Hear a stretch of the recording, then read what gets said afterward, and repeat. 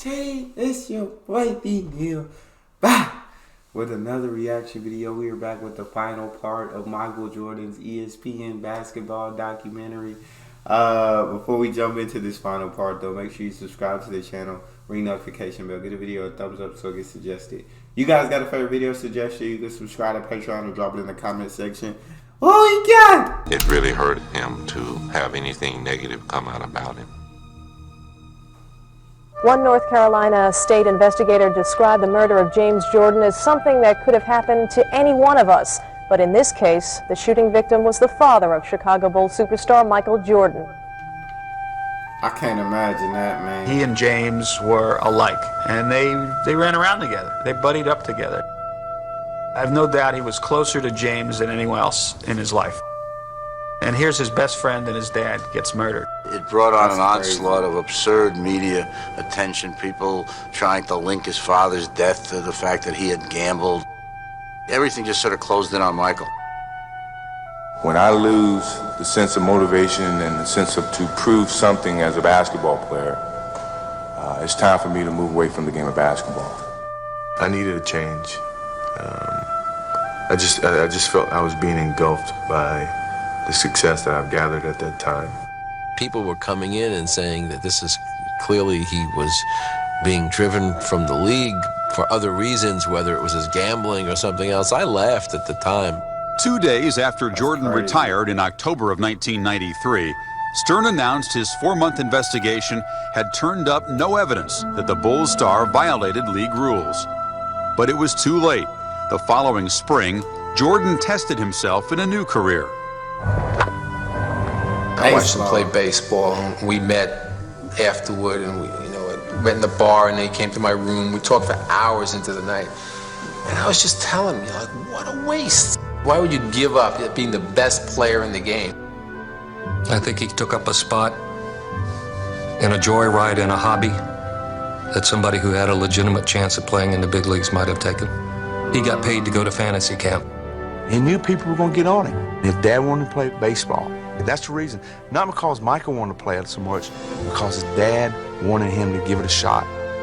He said, I get up every morning, and I get in the car, and I look over, and my dad's there. And I think to myself, we're doing this, Pops. We're doing this together. We're going to get this done. Wow. And I think it was classic morning.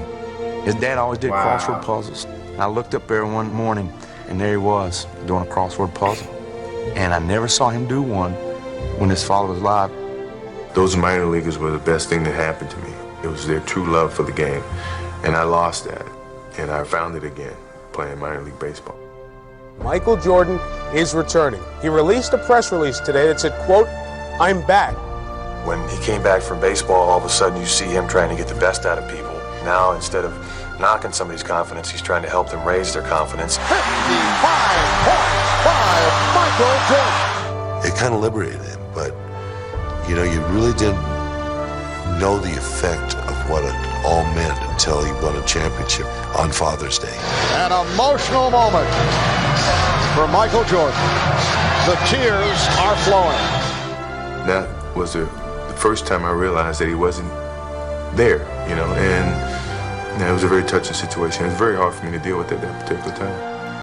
Yeah, I can't imagine. When your dad's your best friend, like if my dad passed, I couldn't even imagine the emotions and everything that I would go through. I would honestly just be devastated. So for Mike, can't even fathom it, man. You can't. That happening I can understand why he would have lost his passion alongside of he was climbing to the mountaintop. He had a goal to chase, but then he got to the mountaintop and there was no one knocking him down. He won 3 in a row. So on top of it, I feel like maybe running out of challenges, he wanted to try something that his dad loved seeing him play. His dad wanted to see him try out. I can't knock him for that. In his first full season back in 1996, Jordan had not only led the Bulls to another title, but a 72-10 record, the best in NBA history. That's crazy. He won a spot on the All-Defensive team for the 7th of 9 times. and by adding a twisting fadeaway jumper to an offense that once relied on power and flight, Jordan at 33 stood alone. It's almost like he allowed us to doubt him.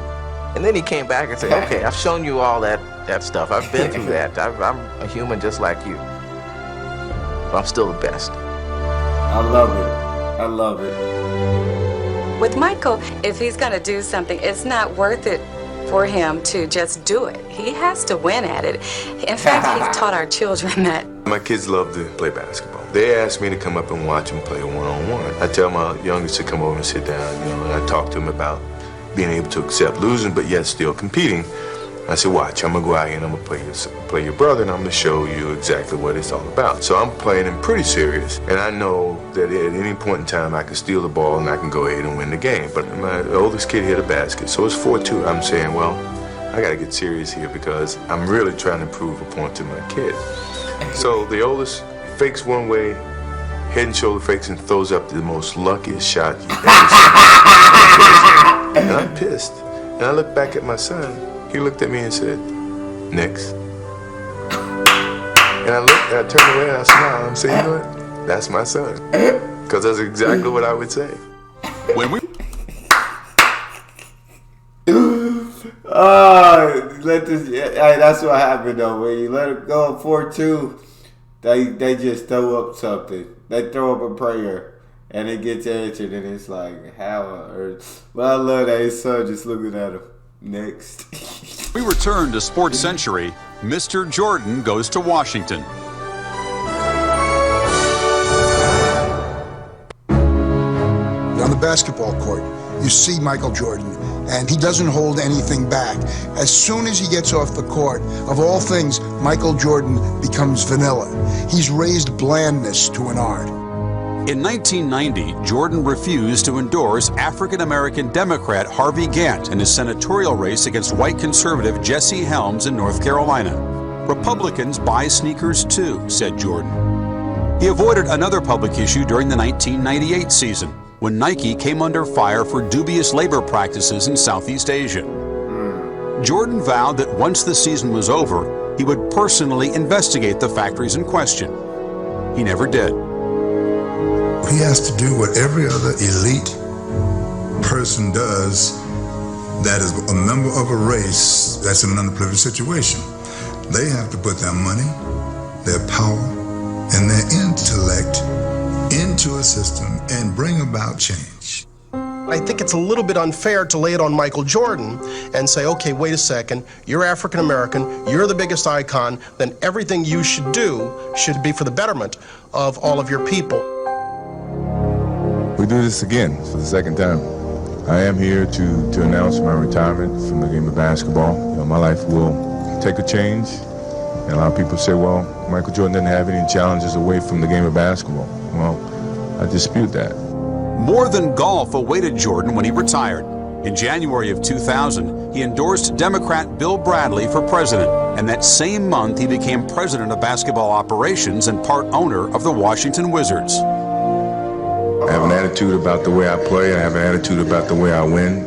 My job and my responsibility with this organization is to see if I can pass that on to the players in those uniforms. This is his way of turning against Reinsdorf and sticking it to him. To take his celebrity, his presence to Washington, D.C., when all of his life, professionally, he's been associated with the Chicago Bulls.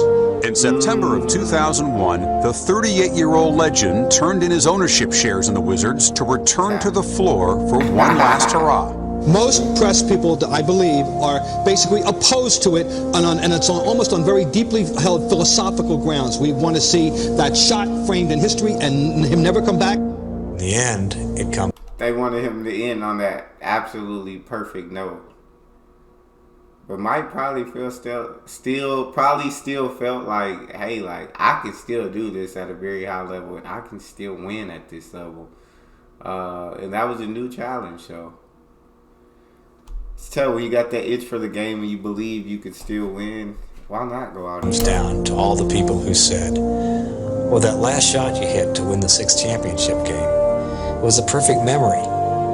Well, that's our memory. That's not Jordan's memory. Facts. If I can do it, great. If I can't, that's great too. But you can't take my 6 championships away. You can't take all the things that I've done. Michael needed the buzz and the juice of competition. I mean, this is a guy who, without basketball, ends up at blackjack tables and on putting greens playing for a couple $100,000 just to have that adrenaline rush. Nothing else in life gave it to him, so he had to come back. Jordan drives, goes to basket, got it! He scores!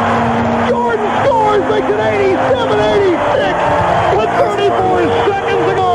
What's been impressive to me is the way that he was a very effective player, even though his physical gifts have gradually left him. He has used his mind much more than his body, I think, during this comeback. The fact that he's been able to play as well as he did, to score 43 points after he's 40 years old, I mean, you know, that's phenomenal. 6'6", Michael Jordan! I thank you for your support. Now I can go home and feel at peace with the game of basketball. Thank you very much. When Jordan's farewell tour came to a close, not all of his teammates were unhappy. I had guys in that locker room curse at me this year, show no respect. And Michael stepped in immediately and said, we don't treat our coach that way. All these guys who thought he took away from their games this year, they're going to find out what he brought. Sometimes be careful what you wish for, you might get it. Do they answer to Michael? Do they answer to Doug? Who do they answer to? Or do they answer to both? I just know that he had a hard time communicating with some of the players who had developed a certain status in the league, and they thought maybe they weren't getting the respect that they deserved because Michael Jordan was on the team. Nobody has ever wanted it as bad as Michael Jordan has wanted it. To judge them against his own character is one of his problems. Some people even believe that I prohibit some of the guys from growing up, and I disagree with that. The worst thing that you can do as a manager is to fail and then blame your people for it. And that's what Jordan did with the Wizards. I think he kind of went off on a tangent by playing 2 years instead of just continuing as the general manager and try to make the team better from that aspect rather than stepping out and stepping on the floor and try to help out by also playing. I think he should have just picked one road and stuck with it. In 2003, Washington finished 37-45 for the second consecutive season and again fell short of the playoffs. The Wizards organization is in shambles, and that's a direct result of Michael Jordan running the team for 3.5 years. To a competitor, sometimes not being as successful is a great send-off, to know that you got to move on to do other things. That's how I looked at this.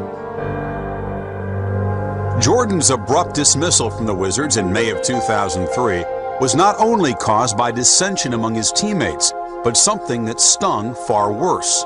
His work ethic as an executive was challenged.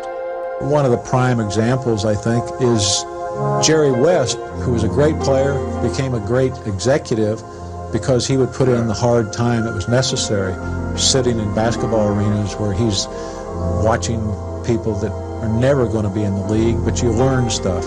Jordan was never willing or able to do that.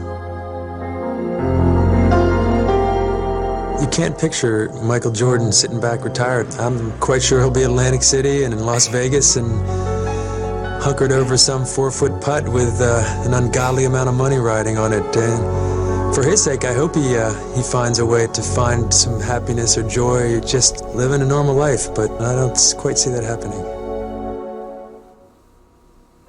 In his last season with the Wizards, Michael Jordan's drive to succeed may well have eclipsed his ability to lead. He reportedly refused his coach's request that he be a sixth man and threatened to make personnel decisions based on who got him the ball. If Jordan's crown had slipped because he stayed too long, his enduring image will be not of smallness, but of majesty. For Sports Century, I'm Chris Fowler. Oh man, MJ is definitely one of the best players to ever play the game. I got him at number 2, but I know a lot of people have him at number 1, so you can't take away from any of the great things MJ did for the NBA, and it just wouldn't be the same without him. That's all we got. You guys got a favorite video suggestion, you can subscribe to Patreon or drop it in the comment section. Subscribe to the channel, ring notification bell, get a video a thumbs up so it gets suggested. It's your boy Neal. Out.